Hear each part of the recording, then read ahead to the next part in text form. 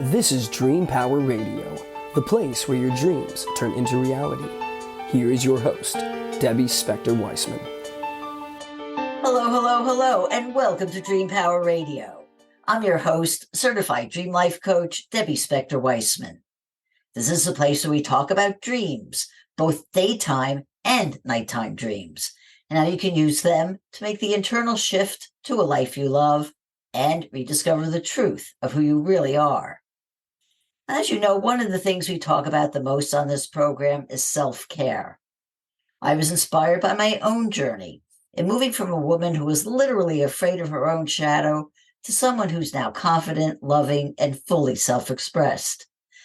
As you all know, my path to transformation was through my dreams, and it is a journey that continues to this day. It would actually come to a halt if I didn't take the time to honor myself through my daily self-care practices.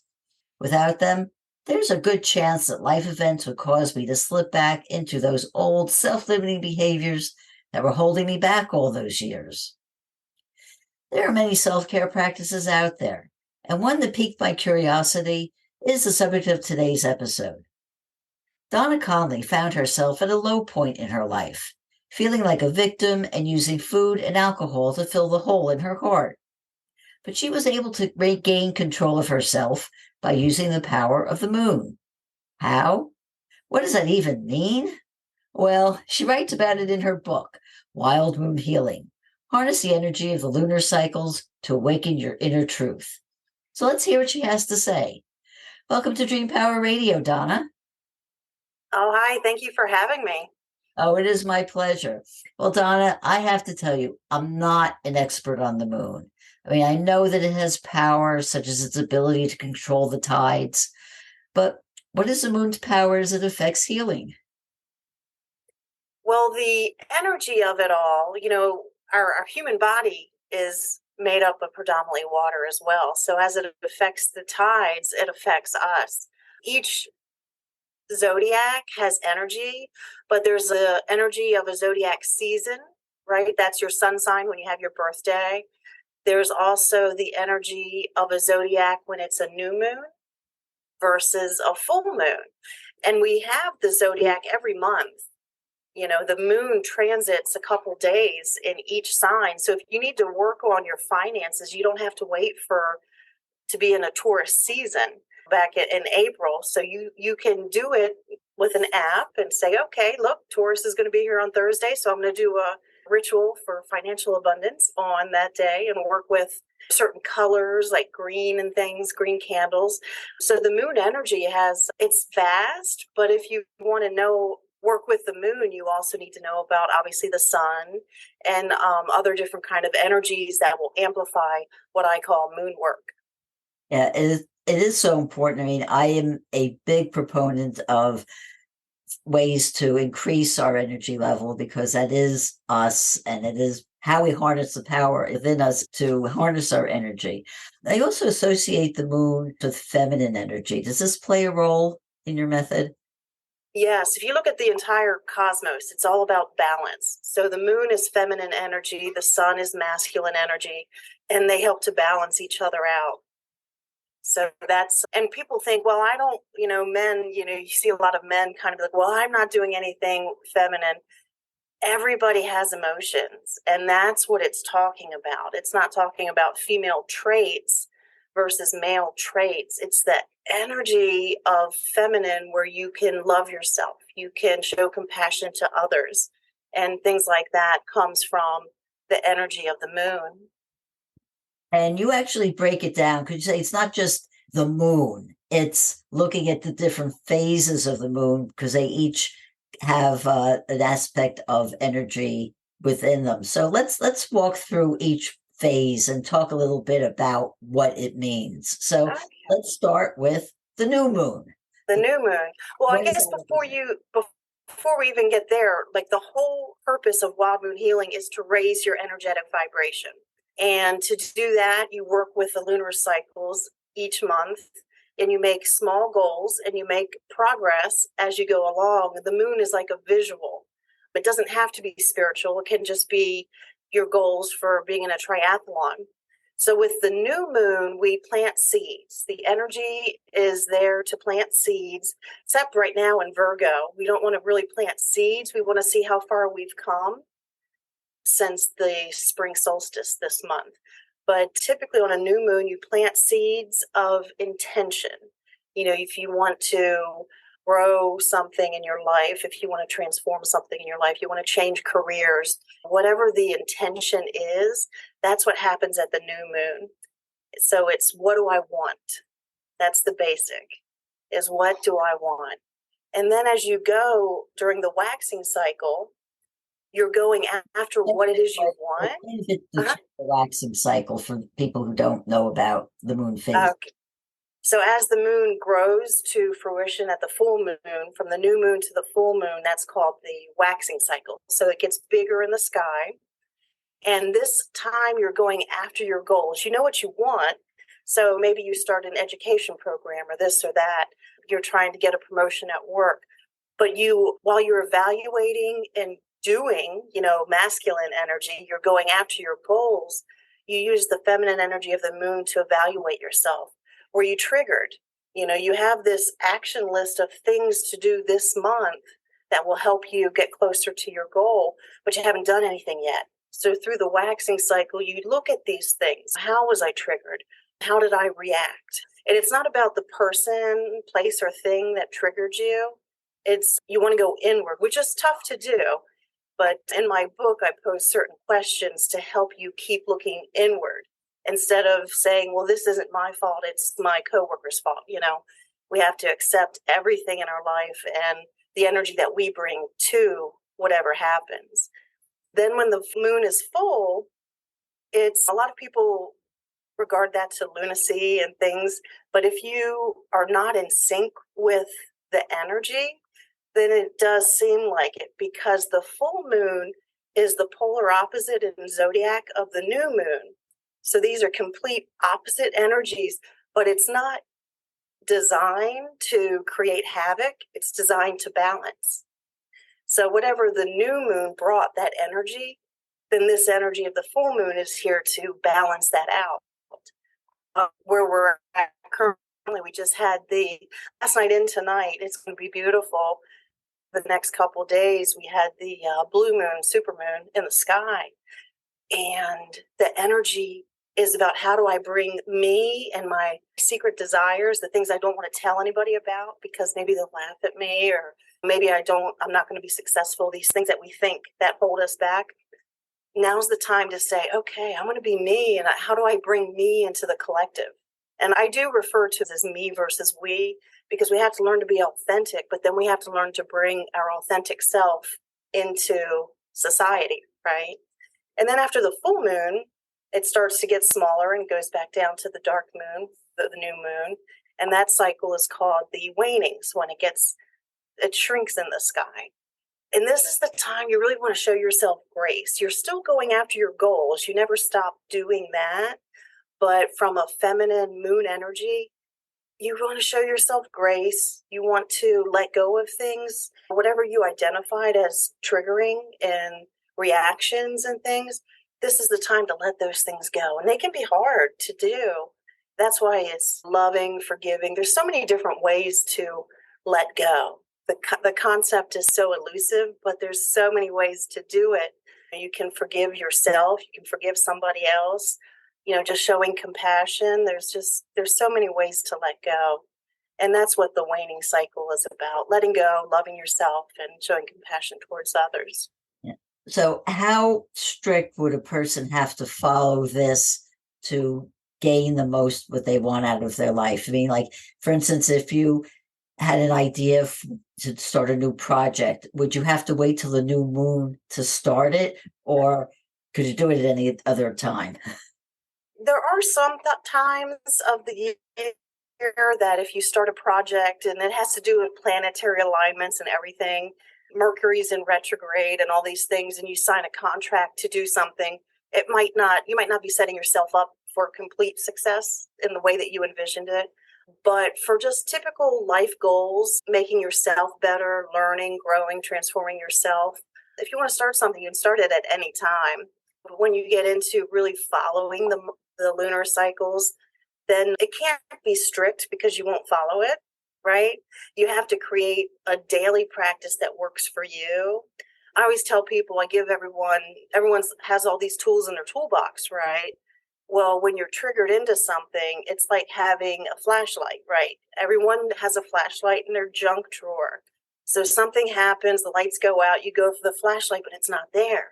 Maybe it's in the closet. You run upstairs and it's like, the time is on because your phone is about to die. So your flashlight on your phone isn't gonna work very much longer. So you find a flashlight upstairs, but there's no batteries. Then you go around looking for batteries. You have every battery size but the one you need. And then it's like, okay, well, let's just light a candle. Well, we diffuse essential oils now. We don't have any candles. So then the lights go out, your phone dies, and you're sitting in the dark. This is what happens when we're triggered and we have all of our tools in the toolbox. You can't just pull meditation out when something happens and try to breathe through something, because if you don't do it regularly, it's not going to work exactly how you expect it to. So that's why I use the term daily practice. And it has to be whatever you will do. If journaling isn't your thing, then I wouldn't try to start a journaling practice. If, meditation, you can learn to do these things for certain, and that could be your intention. But creating a practice that gets you self-centered, looking at yourself, looking at how you're growing, evolving, is, as long as you do a little bit every day, it can be so small. Doesn't it build upon itself? Like the more you do it, the stronger you get, the more it becomes a habit. So you're totally entrained with it. And instead of becoming a practice, it really becomes you. Yeah, because as you do these things, they become just secondhand nature for you. Your vibration increases. Then you start seeing synchronicities of the universe, coaxing you on. And then you start actually manifesting things. I do a collage every year of all these things I want to manifest. Well, this year I had everything that I wanted, but I didn't put it all together on my vision board yet. And so this summer when I went to do my vision board, I'm like, I need to put these things on the poster board because it has to be there, and everything's dated on the back.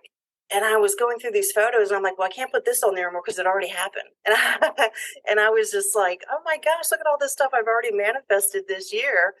And, that's once the more you work with energy, the more you see things happening for your greater good and the greater good of everybody else. Absolutely. Well, we're going to be talking more about the moon energy and how it can help us with Donna Conley. But we're going to take a short break now, and we'll be right back. If you're not pleased with the trajectory of your life, the time to begin your own personal transformation is now, and your dreams can help pave the way. How? By tapping into your unvoiced confidence. What is unvoiced confidence, you say? It's the acceptance of your abilities and qualities. It's a state of mind coming from liking and even loving yourself, and feeling free to say or do anything you want without concern for the judgment of others. You were born confident, but may have had it chipped away little by little by the negative self-beliefs you've picked up over the years. If you're looking for the heightened energy, clarity of thought, and the feeling of being more alive that comes from self-confidence, you can rediscover it by paying attention to your dreams. Need some help doing this? Go to my website, thedreamcoach.net, and sign up for my complimentary dream discovery session. I can help show you how your dreams can help you return to the confident person you were always meant to be. Again, go to thedreamcoach.net, thedreamcoach.net. Welcome back to Dream Power Radio with your host, Debbie Spector-Weissman. Yes, welcome back to Dream Power Radio. I'm your host, Debbie Spector-Weissman, and we're talking about the energy of the moon with Donna Conley. Well, Donna, you spoke a bit before about the supermoon, but throughout the year there are moons that we give them special names, such as the wolf moon, the harvest moon, the hunter moon, just to name a few. Do these play a role in the specific type of energy that the moon gives us? That's a great question. The names are typically North American, like Native American, in nature. That's where they came from, but they're related more to nature. So the hunter's moon is when, back in the day, that's when everyone would be going to hunt. The harvest moon is when everyone is going to be making sure they pull the last bit of the vegetables off before frost comes. The strawberry moon is fruits in season. You're out there picking fruit during that season. So it has to do with the energy of nature more than the energy of the zodiac sign that it represents. I see. But we should follow nature. And once you start following the moon, you realize you're following nature anyway. Like when days get shorter, that's more time to be introspective, because we're not supposed to be active and doing all these things. And you notice yourself starting to just fall in line with nature. Mm-hmm. What about eclipses? What was that? Eclipses. Oh, eclipses. They amplify energy. Supermoon amplifies energy. So you have whatever moon cycle you're in, and all, whatever that energy is surrounding that zodiac, those things amplify that energy. So that's the best, easiest way to think of those things, not to get too complicated with them. It's just, okay, whatever's going on today, it's going to be amplified. Okay. And one of the things that you talk about as a way to clear ourselves is something called moon water. So can you explain what that is and how to use it? Yes, I need to up my game. I saw some pictures of moon water with flowers and fruit and all kinds of stuff. I just have glass containers and I put water outside. I have different containers for certain things. One's the ones that I'm going to drink, and I typically drink it between the full moon, when you make moon water, and then the next new moon. I use it on my flowers and stuff like that to give them the energy from it. So whenever you make moon water, you can charge your crystals and anything you want amplified with this energy and put it out under the moonlight. Yeah. See, like with crystals, I've just put them outside, but not in water. So you say this will just amplify what you get from just putting it out there. Yeah. Mm-hmm. That is quite fascinating. Yeah. We're under the blue moon, and I'm actually making, with the intention of capturing this energy, blue moon candles. And I'm using certain herbs and crystals and stuff. I do craft fairs. So it's like when you do something under the full moon, it's using that energy and it's infused into what you're doing. Okay. One of the things that you talked about, you mentioned it earlier, was the practice of journaling.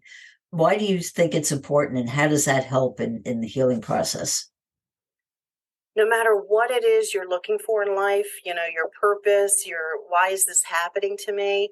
You already know the answers, even if you really don't know that. Your higher self has all the answers you need. So really, whatever it is you're trying to do, you're having trouble doing, you want to create, you already know what's holding you back. You already know, even ancestral trauma that you've inherited that you don't even really know about, but your higher self knows all of these things. So once you start journaling, it just starts pulling things out. Sometimes I'll start writing on one topic and it completely changes and turns into something else. And that's my higher self saying, you're focusing on the wrong thing. And then also, you can also get into inner child work. So if you're right-handed, write with your left hand. And also noticing how, if you do that, noticing how you critique yourself. Oh, that's messy. Let me scratch this out and try to write it over. Because if you're writing with your non-dominant hand, it's definitely not going to be what you're used to. And so how we talk to each other, our self-talk, and all these things come out through journaling that you wouldn't otherwise have. As a person who has been doing journaling, where do you start? Like, do you have any prompts that you would suggest somebody use to get started? If there are journaling, what do you need? You just need, paper and a pen. You get a spiral notebook. You need the intention of figuring out whatever it is, especially like with limiting beliefs. We could probably do an entire podcast on that. But whatever's holding you back, pay attention to certain words. Like if you're saying, I have to, I should, that's coming from somebody else telling you what you should do. Because if it's coming from you authentically, then you want to do it. Look for words like don't, can't. those are all keys to things that are holding you back. So it's important after you write it to read it back and to see where those things are, so you could see, oh, I'm writing, I should do this and I should do that without realizing it. And then Yeah, and that's the same thing with intentions. If you write your intentions down, you should still read them out loud, put it out there for the universe to hear. The universe hears energy and it doesn't hear negativity. So if your intention is to not get laid off because your company's going through some big changes, well, what the universe hears, because they don't hear negative, they hear get laid off because my company's going through changes, and then you could lose your job. So you have to be very specific with intentions, with what you want, watch your wording. And so the same thing with journaling. If you see negative words in your intentions, those are clues to things that you should look at and examine. Absolutely. And do you recommend an amount of time to spend on it or amount of pages to write? No, sometimes you might write one word. You might just write, I'm tired, and that's all your body is telling you it's not time to journal right now, go rest or whatever. And sometimes you might sit there and next thing you know, you've written 5 pages. It'll never be the same each time, especially if you're doing pre-written prompts that are guiding you. If they're written by somebody else and you're trying to get things out of your own head, it just might not be the right question for you at that time. And then you go back. But and I guess another part of that is to give yourself permission to just be okay with it. Like if you can only write one word, don't beat yourself up for saying, oh, I only have one thing today, and that means there's something wrong with me. And yeah. Yep, and in all that you do, show yourself grace, and just know if you're jittery and something, whatever's going on, you get anxious about something, that's your body's talking to you. Slow down and listen to your body. Do what it says to do. Another thing that you talk about is the importance of rituals. So explain a bit by what you mean by rituals and maybe give me an example or two of. Yeah, well, words matter. So some people might not be comfortable with rituals and they might say habits or whatever, but they're all the same thing. And it's you know, like a morning ritual that most people, I don't do this because I'm not a coffee drinker, but most people start their day off with a cup of coffee. You can call that a ritual. You can call it a habit, whatever it is you want to call it.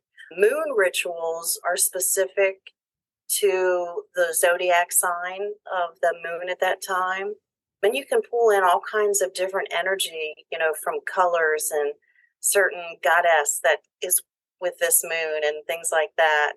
And you're doing something very specific. You could do gridding with crystals, but it's very specific to what it is you're trying to create. It can be as elaborate as doing these griddings with crystals, or it can just be as simple as a little prayer. It doesn't have to be grand and have flowers and put food and stuff outside for nature, for Gaia to absorb. And, it doesn't have to be all of this. It can just be, okay, I've set the intention that I want to try to start journaling. So I know when I have my coffee, I'm sitting there and I read the paper. Well, maybe I'll put a notebook by the paper. So maybe I can journal a few things in the morning while I'm having my coffee. That can be a ritual that you're trying to do. Gotcha.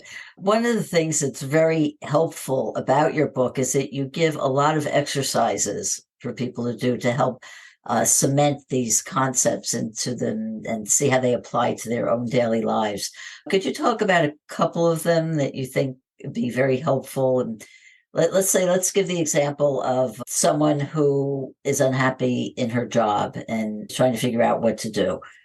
Well, if you're unhappy with anything, the one of my favorite activities is, I call it timeline journaling. It's like, okay, I'm here. I don't want to be here. I don't know how I got here. Whatever this is, and you want to create change in your life. Timeline journaling just looks at past events, and it's just factual. Okay, I did this happened.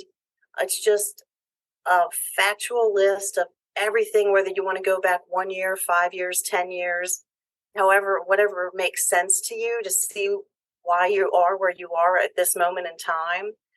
And once you really, because with me, when I was diagnosed with depression, I did this timeline journaling, and I'm like, wow, if you really look at everything I've been through in the last 18 months, which came first, the depression or what caused it? Was the depression, or did these events cause the depression? But when you really look at your life and just see accomplishments, bad things that happened, it doesn't matter, just list it all. It really helps to see, okay, that's why this is happening right now. And it helps to give you a focal point of certain things to start changing. Some people will have a list of things to start changing, but just pick one to move forward. Yeah, it's important, like you say, pick one, because you don't want to be too overwhelming, because then you won't start. Yeah, if you're in that point of where it's like, okay, I hate my entire life, you can't just change your entire life overnight, because that would be probably the most painful thing I could imagine. But just pick one thing. It all starts with one thing. Just do one thing differently, do something new, do something you're currently doing, but do it differently. Just pick one thing each month, and you'll start to see amazing change in your life. Donna, how do you get interested in using the power of the moon for healing? Well, it was just my own journey led me to start sinking in with the moon and the energy. And my friends started noticing. They're like, I don't know what you're doing, but tell me about it. So I said, well, I'm manifesting with the moon. And I hadn't told anyone, because I thought everyone would look at me like I had two heads or something. And they were like, okay, I don't know what that is, but tell me more. And the more I learned, the more I wanted to teach them. And I started doing these monthly reports talking about the moon energy and all these other things. And I didn't know at the time, but those reports became the rough draft for my book, Wild Moon Healing. Wonderful. Well, Donna, do you have any final thoughts for our audience? No, just if you're in a bad place or anything, you just like, what do I do? I always say, look up, let the moon guide you. Just feel the energy. You might be standing there like, I don't know what I'm supposed to be feeling, but just try to tap into that energy, and you'll see a smile come across your face, or some tension release in your body. You can always just start with the moon. Great. Well, Donna, how can people find out more about you and your book? You can go to my website, wildmoonhealers.com. You can find my book on Amazon. Wild Moon Healing is the book. And I have another book, Wild Moon Healing Revolution, coming out September 29th next month. Oh, fantastic. Well, maybe we'll come back to talk about that book as well. Yeah, the first book is Following Lunar Cycles, and the second book is, well, if you want to know about the moon, you have to know about all these other things, and trying to get a revolution started within you. So that's the premise. Well, Donna, thank you so much for being on Dream Power Radio today. Oh, thank you so much for having me. Okay, we've been speaking about using the moon cycles for self-care with Wild Moon healer Donna Conley. Hope you've enjoyed today's program. If so, please hit that subscribe button so you don't miss out on any future episodes. Until next time, this is Debbie Spector-Weissman saying, sweet dreams, everybody. You've been listening to Dream Power Radio with your host, Debbie Spector-Weissman. For more information on Debbie or to sign up for her newsletter, go to dreampowerradio.com. This has been Dream Power Radio.